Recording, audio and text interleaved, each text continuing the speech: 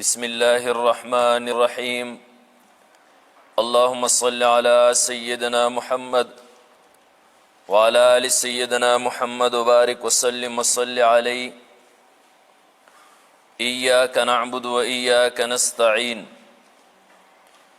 دار سورة فاتحی سلورم نمبر آیت تے الحمدللہ رب العالمین. پدې کې د الله ثنا او صفات بیان شول. الرحمن الرحیم کې هم مالک یوم الدین. پدې کې الله تعالی بادشاہی ثابت شو. ایاک نعبد و ایاک نستعین. پدې کې وس الله لره عبادت او د الله نه امداد دری تذکرہ کیگی.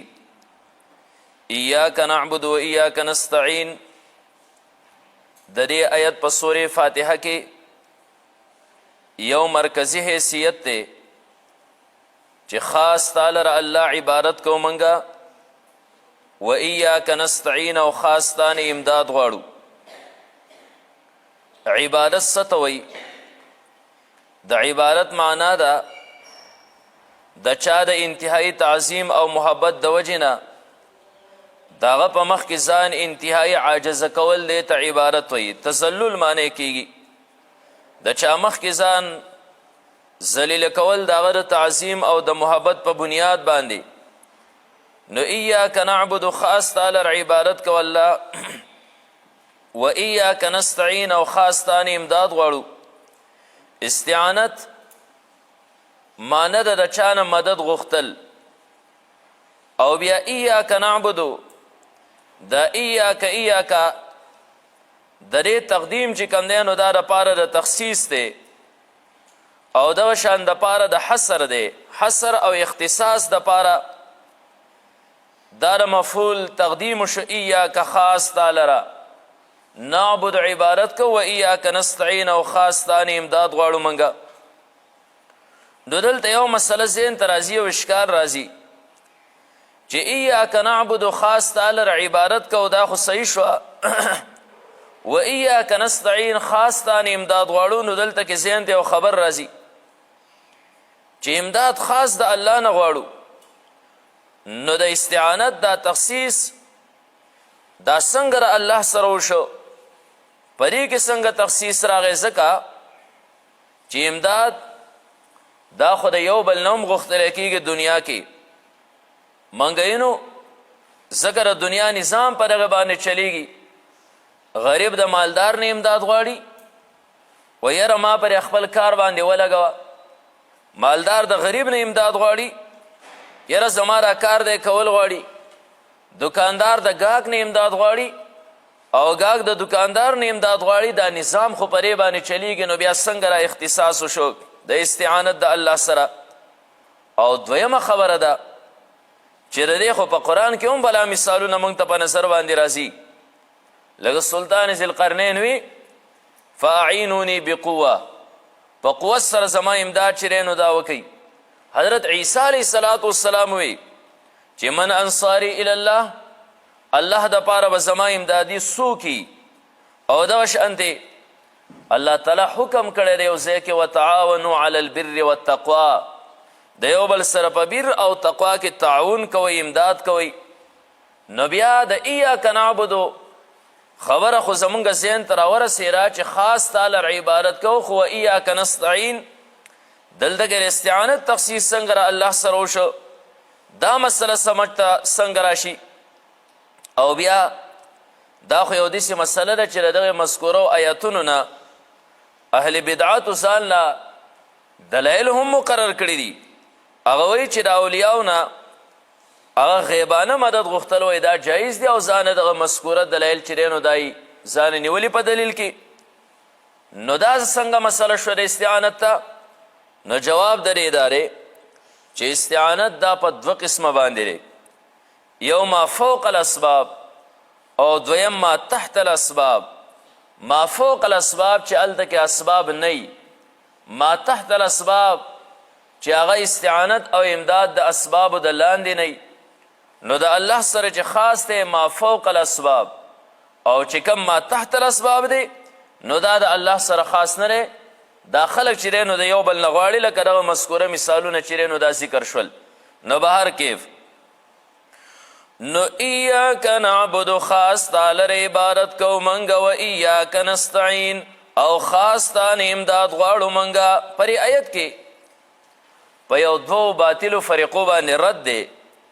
د هغې دپاره یو خبره ذهن کې یاده وساتئ چې افعال دا په درې قسمه باندې دي. یو هغه افعال دي چې هغه طبعي دي، لکه حرکت د نبض شو، د انسان نبض حرکت کوي طبعي طور باندې ته دې خبرېږي هم نه او نبض لګیا دی حرکت کوي. دویم نمبر افعال اضطراري دي، لکه حرکت د پالش زده شو، یو انسان پالج والی دی دی هم حرکت کوي اضطراري طور باندې مجبوري طور باندې. او دریم نمبر افعال هغه افعال اختیاري دي، یعنی هغه افعال چې کوم ستا په اختیار کې دي. لکه بعضې طلبا په خپل اختیار دلته کې رالل، بعضې په خپل اختیار سره وده شول لاندې، څوک په خپل اختیار سره پاسي، څوک کیني، څوک ځي، څوک خبرې کوي، څوک نه کوي. دا اختیاري افعال دي. نو بیا په دې اختیاري افعالو کې درې مذهبه دي. یو مذهب پرې کې هغه د اهل سنت والجماعت ته زمونږ دی. مونږ اهل سنت والجماعت دا وایو چې کم اختیاري افعال د انسان دي د هغې خالق الله دی او کاسب بنده دی. خالق الله دی، الله پیدا کړي دي دغه افعال، کاسب کسب کوونکی دا بنده دی. او دویم نمبر مذهب پرې کې د معتزله دی. معتزله وایي چې اختیاري افعال د بنده چې دی نو د دې خالق بنده په خپله باندې دی. او دریم نمبر مذهب پرې کې د جبریو دی. د جبریو مذهب دا دی چې بنده دا مجبوری محض دی، دی ایس نشي کولی، مجبوری محض شو. نو ایاک نعبد و ایاک نستعین په دې کې ایاک نعبدو کې په دې کې رد دی په جبریو باندې. ذکر کړه د فعل نسبت دا بنده ته وشو، ایاک نعبدو خدای خاص تا لره مونږ عبادت کوو. نو چې کله د عبادت د فعل نسبت دا بنده ته وشو نو په دې کې رد راغی په جبریو باندې چې د هغو مذهب دا چې انسان مجبوري محض دی. او په ایاک نستعین کې دا رد راغی په معتزلو باندې چې معتزلو د هغو مذهب دا چې د اختیاري افعالو دا بنده خالق په خپله باندې دی. نو چې بنده خالق دی نو بیا استعانت د الله نه ولې غواړي؟ نو دلته کې د هغو په مذهب باندې چې دی نو دا رد راغی. به هر کیف ایاک نعبدو خاص تا لره عبادت کو منګه و ایاک نستعین او خاص تا نه امداد غواړو منګه. دلته کې د آیت ته تاسو لږ سوچ وکئ، ستاسو ذهن ته یو اعتراض راځي او دا داسې اعتراض دی چې غیر مسلم یې په موږ باندې کوي، یو ډېر اهم اعتراض. دا ذهن کې یاد وساتئ، دلته را قرآن کلام د الله دی. دا ایاک نعبدو و ایاک نستعین دا کلام د الله دی. دا الله دې سي فرمایلی ایاک نعبدو و ایاک نستعین. نو ذهن ته دا اعتراض راځي چې دا ایاک نعبدو خاص تا لره عبادت کو و ایاک نستعین او خاص تا نه امداد غواړو، دا چې د الله کلام دی که نه الفاظ د الله دي. نو د دې نه خو سمجھ ته راغله چې د الله هم یو الله شته که نه. هغه الله وایي ایاک نعبدو مونږ خاص تا لره عبادت کوو، نو د دې الله هم چېرته یو الله شته چې هغه لره عبادت کوي. و ایاک نستعین او خاص تا نه امداد غواړو، نو ولې د دې الله هم مزید یو الله شته چې د هغه نه امداد غواړي؟ نو غیر مسلم اعتراض کوي چې که الفاظ د الله نو دا خو بیا الله وایي چې ایاک نعبدو و ایاک نستعین خاص تا لره عبادت کوو ستا نه امداد غواړو، نو الله بیا له چا نه غواړي؟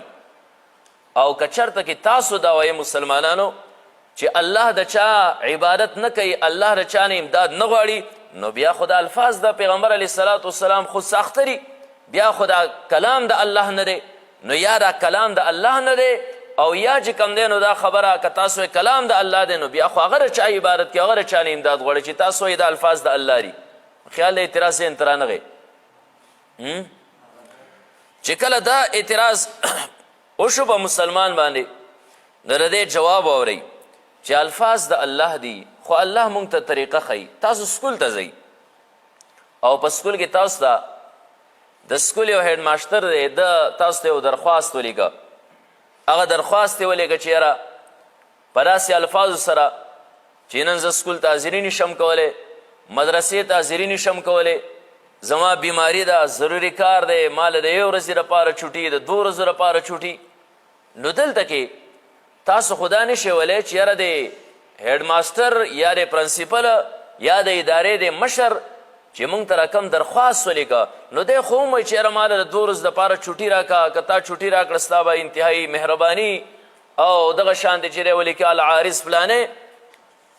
نو ولې د ده هم چېرته پر اداره کې یو مشر شته؟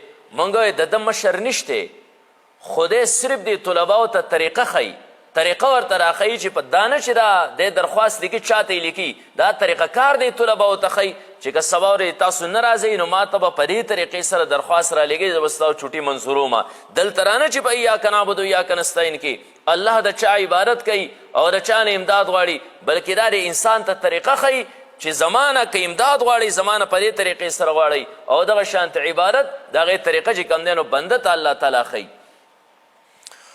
نو ایاک نعبد خاص تا لر عبادت کو منگا و ایاک نستعین او خاص تا نه امداد غواړو منگا. ایاک نعبدو دا نعبدو صیغه جمع را منگا عبادت کو، اشاره د خبرې طرف ته چې عبادات په جمع سره کوي، منځ ته ځان له هم وکړي او منځ د جمع سره هم وکړي، خو هغه د جمع سره چې وکړو دا کامل منځ دی، الله یو په 20 باندې بدلی، یو په 25 باندې بدلی. و ایاک نستعین او خاص تا نه امداد غواړو منګه. دلته دا نعبدو مقدم شو او دا نستعین بیا د نعبدو نه وروسته ذکر شاید کې یاره داسې هم کیدی شو که نه چې و ایاک نستعین او و ایاک نعبدو د عبادت ذکر وروسته شوی او د استعانت ذکر مخکې شوی، او د حکیم قول دا د حکمت نه خالی نه، الله حکیم ذات دی، په هر قول کې د الله تعالی حکمت دی. نو د عبادت ذکر مخکې وشو، د استعانت ذکر وروسته وشو.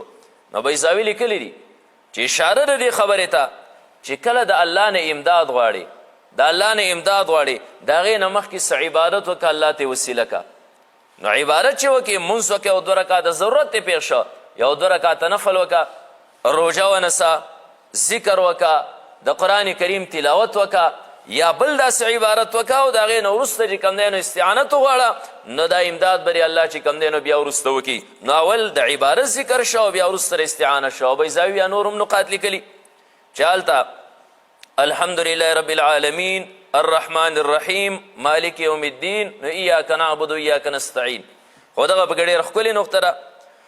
نو ایاک نعبدو خاص تا لر عبادت کو و ایاک نستعین او خاص تا نه امداد غواړو منګه. ورپسې آیت اهدنا الصراط المستقیم، روان که منګ په نیغه لار باندې، په نیغه لار باندې منګ روان منګ ویلو طریقه د عبادت د دعا الله تعالی پرې صورت کې ښیي، تعلیم المسأله نمودریو.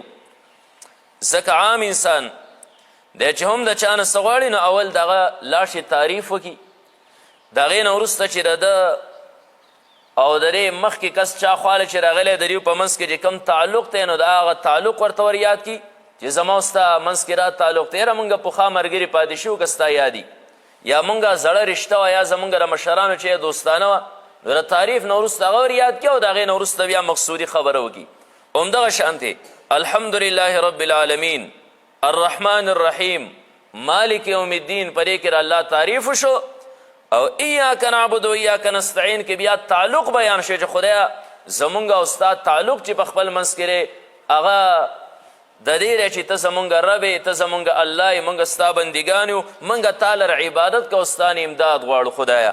تعلق ذکر شو او د تعلق نه وروسته اوس هغه مقصودي خبره کوي چې اهدنا الصراط المستقیم، خدای روان کې مونږ په نیغه لار باندې، هدایت راکې مونږ له د نیغې لارې.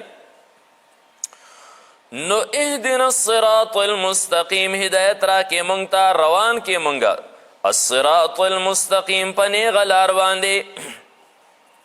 صراط المستقیم نه څه مراد دی، کومه نیغه لار؟ نو د صراط مستقیم اطلاق دا په مختلفو معنو سره کیږي، ځان سره ولیکئ. نمبر 1 دا په توحید د باري تعالی باندې هم در اطلاق کیږي. صراط المستقیم نه توحید او قرآن کې ردی چې کم دی نو ذکر دی ان الله ربی وربکم فاعبدوا هذا صراط مستقیم. عیسی علیه السلام فرمایل الله زما رب دی او ستاسو رب دی، د هغه عبادت کوئ نو هذا صراط مستقیم، بس دقه نیغه لار ده. صراط مستقیم دلته توحید د باری تعالی ته وي چې خاص د الله عبادت کې، نو که دلته صراط مستقیم نه مراد دا توحید د باری تعالی. نو بیا قرآن کې نورو ځایونو کې هم دي که نه وان اعبدوني هذا صراط مستقیم. نو بیا په صراط مستقیم کې الف لام چې کوم دی نو د عهد خارجي دی، او ماحود پرې سره د ایاک نعبد و ایاک نستعین والا لار ده. ماحود پرې سره د ایاک نعبد و ایاک نستعین والا لار ده. او دویم نمبر اطلاق دار صراط مستقیم په کل شریعت باندې کې مکمل او ټول شریعت باندې د صراط مستقیم چې هغه اعتقاداتي، عملیاتي، معاشیاتي، سیاستي، دا ټول چې کوم دی په دې باندې صراط مستقیم اطلاق کی. لکه سورة الانعام کې الله تعالی درې مذکورو ټولو څیزونو ذکر کوي او د هغې نه وروسته بیا الله تعالی فرمایي وان هذا صراطي مستقیما، بس دقه زما نیغه لار ده. نو که چېرته د صراط مستقیم نه دغه کل شریعت مرادي نو بیا په صراط مستقیم کې الف لام جنسي دی. نو اهدنا الصراط المستقیم، او هدایت خدای هدایت راکې د نیغې لارې. هدایت ځان سره ولیکئ دا په درې قسمه باندې دی. یو فطري هدایت دی. فطري هدایت دا عام دی چې شامل دی ټولو حیواناتو ته، دغه شان نباتاتو ته، جماداتو ته. لکه قرآن کې الله تعالی فرمای الذي خلق فسوا والذي قدر فهدى، او دغه شان الله فرمای اعطى كل شيء خلقه ثم هدى. هر یو څه له الله فطري هدایت ورکړی. لکه مثال په طور باندې د چرګې او چرګوړی دی، دی چې کله د هګۍ نه راوځي نو دله الله فطري هدایت ورکړی دی چې ده ته راپتره زما د خوراک څیزونه څه دي. دی ګیټۍ نه خوري، دی کاڼي نه خوري، دی لرګي نه خوري، بس دی لګیا دی کوم چې د ده د خوراک اشیاري الله هغې لره دله هدایت ورکړی دی لګیا دی هغه خوري. حالانکې دغه پیدا شو دنیا ته په اول ځل باندې راغی. دی اوبه پیژني، دا وڅکي، د هغې د څکو طریقه پیژني. دغه شانتې د یو بل حیوان نه د هغې بچی پیدا شو، نه هغه حیوان چې کوم دی نو فورن ورشي هغه غولانځي ته ځان ورورسوي او ده ته را پته لګي چې زما د خوراک ځای کم یو دی او بیا د خوراک طریقه کم یو دی. دی را پی په څه طریقې سره د خپلې مور نه چې نه دا خوري، دغه شانتې د اوبو د ځای نه یریږي، دغه شان د اور نه دا یریږي. یو لوړ ځای دی، یو چت دی، د هغې نه دی ښکته نه دانګي. دا فطري هدایت دی چې هر یو څیز ته شامل دی. او دویم نمبر هغه کسبي هدایت دی چې انسان یې کسب کوي، چې دا د انبیاو او د آسماني کتابونو په ذریعې سره انسان ته چې دی نو دا حاصلیږي چې آسماني کتاب څه ویلي او دغه شانتې انبیاو څه ویلي، په دغه ذریعې سره یو انسان ځانه هدایت کسب کړي را کسبي دی. او دا بیا استعمالیږي په دوو معنو باندې. تاسو ویلی دي یو ایصال للمطلوب دی او دویم ارات الطریق دی. ایصال للمطلوب دی ته ویلی شي چې یو سړی مثال به طور باندې پورې په سټاپ باندې کوشو دلته د مدرسې معلومات کول، چا ورته د هغه ځای نه یو دوکاندار ورته وي چې داسې به کوز شي په دې پل باندې او بیا به ورشي بره تر هغه ځای به چوک راشي نو مخکې به هلته به تاله مدرسه مخې له راشي. یو دا طریقه د دې ته ارات الطریق وایي لاره ښووله. اوس کیدای شي دی هغه ځای کې بره داسې افتخار د کور طرف ته لاړ شي یا د ټال طرف ته راسي په مخه شي مدرسې ته راونه رسي. او یو ایصال للمطلوب دی، یو انسان خپل مطلوب ته وررسول دی چې د هغه ځای نه د مدرسې تپوس وکړه. یو دوکاندار وی راځه راپسې د لاسه یې ونیو او سیده یې راوسته. اوس په دې کې د غلطېدو څه قسمه چانس نشته ځکه چې د ده سره رهبر راغی او هغه د لاسه نیولی دی راوست مدرسې په ګیټ باندې رادن لکه دفتر کې لاندې کېنو. دا هغه ایصال للمطلوب دی. نو دلته کې د اهدنا الصراط المستقیم کې د صراط مستقیم نه چې کوم دی نو ایصال للمطلوب دی. او بیا تاسو دغه دوه معنی قرآن کې الله تعالی پیغمبر علیه السلام نه د یو نفي کړی دا او د بلې د پیغمبر علیه السلام دپاره اثبات کړی انک لا تهدي من احببته. پیغمبره ستا چې چا ته خوښه شي هدایت نشي ورکولی. او بل ځای الله فرمایي و انک لتهدي الى صراط مستقیم. پیغمبره ته نیغې لارې ته هدایت ورکولی شي. نو موږ د کوم چې نفي نو ایصال للمطلوب او کوم چې د پیغمبر دپاره ثابت دی نو ارات الطریق لار ښول دي. او دریم نمبر هدایت چې دا خاص د الله فعل دی، خاص د الله فعل دی او دا خاص دی په مؤمنانو پورې هغه دریم هدایت ته موږ په بله ژبه کې چې کوم دی نو توفیق هم وایو، توفیق ورته هم ویلی کیږي. او دغه بیا زیاتې او کمی چې دی نو دا قبلی په خپل میدان کې. او دغه هدایت چې دی انبیا اولیاء هر قسمه طبقه چې کوم دی نو دا طلب کوي. لکه قرآن کې الله تعالی فرمایي والذین اهتدوا زادهم هدی. او دغه شانتي ومن یؤمن بالله یهدي قلبه والذین جاهدوا فینا لنهدینهم سبلنا. د دې ټولو نه مراد دغه دریم نمبر هدایت دی. نو اهدنا الصراط المستقیم روان کې موږ په لاره نیغه باندې. السلام علیکم